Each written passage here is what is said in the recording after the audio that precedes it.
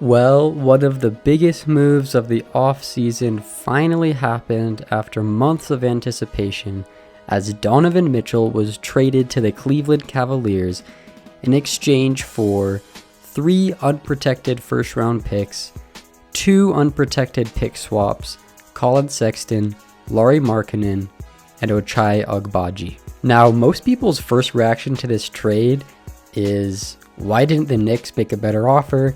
And how could they have possibly blown this? And I have to agree, this is pretty terrible from the Knicks. The Knicks have been trying to get a star ever since Carmelo Anthony left, and they finally had a 3-time All-Star who wanted to come there, and yet they didn't get it done. I don't know that I really understand what the Knicks are doing. You can't just keep waiting for the perfect trade or the perfect star to come to your team, or they just will never come. Sure, there are some concerns about a Mitchell-Brunson backcourt, and I think that if the Knicks made this move, it would not be a move that would instantly make them a contender. They would probably need to make another move or two to get their roster into that position. But at this point, there aren't many other options, and you almost had to make this move to get your first star, and in a place like New York, once you have your first star, it's probably going to be easier to then get another star to come there. So, I don't know what the Knicks are doing. I think they're trying to be smart, and we'll see if it actually was. But anyways, enough about the Knicks. Let's talk about this from the Jazz perspective. And I think Danny Ainge has done it again. According to reports, the Knicks' best offer only included 2 unprotected first-round picks, which it was pretty clear that draft capital is what the Jazz valued most. The Cavs gave 3 unprotected first-round picks, plus their lottery pick from this year, Ochai Agbaji. So similar to the trade the Jazz made with the Minnesota Timberwolves for Rudy Gobert, the Jazz were able to get Walker Kessler, a first-round pick from this year. They did the same thing with the Cavs. They got Ochai Agbaji, a first-round pick, a lottery pick from this year's draft.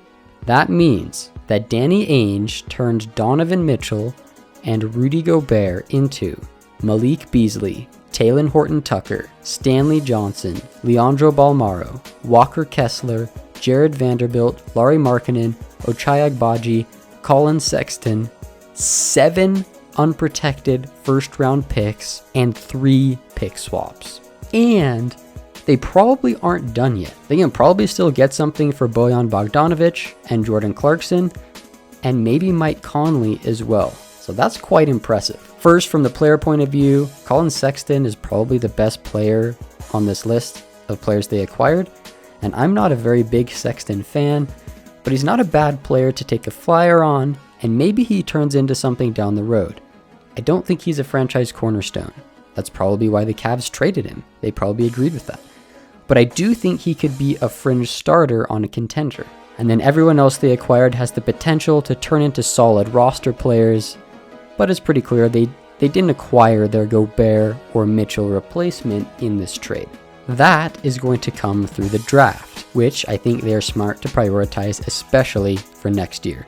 I think they will trade away the rest of their veterans for draft capital and try to go all in for Victor Wembanyama in 2023. And even if they don't get the number 1 pick, next year's draft is really solid at the top. So if they can just land in the top 5, I think they will come away very happy with the player that they get. And they've got the right man at the helm as well to navigate them through this in Danny Ainge, who has a proven track record of building championship and championship contending teams both through the draft and via trade. So it's going to be a painful next few years for the Jazz, but if they do it right, I think they'll be better set up to contend than what they would have been if they kept the team the way it is. Now, from the Cavaliers' perspective, this is a home run trade. There's no other way about it. They now have an all-star backcourt of Donovan Mitchell and Darius Garland. Plus, they also have Evan Mobley in what could become a legitimate big 3 for the Cavs in the East. After this trade, I definitely think the Cavs will be able to make it over the hump and be a playoff team this year. And then as their team continues to develop, they're just going to get better and better. And I think they're set up really, really well to have success in the East. But I'm curious what your guys' thoughts are. Did the Knicks blow it? Is this a mistake not to trade for Mitchell? Or do you think there's a different or better plan that the Knicks have in place?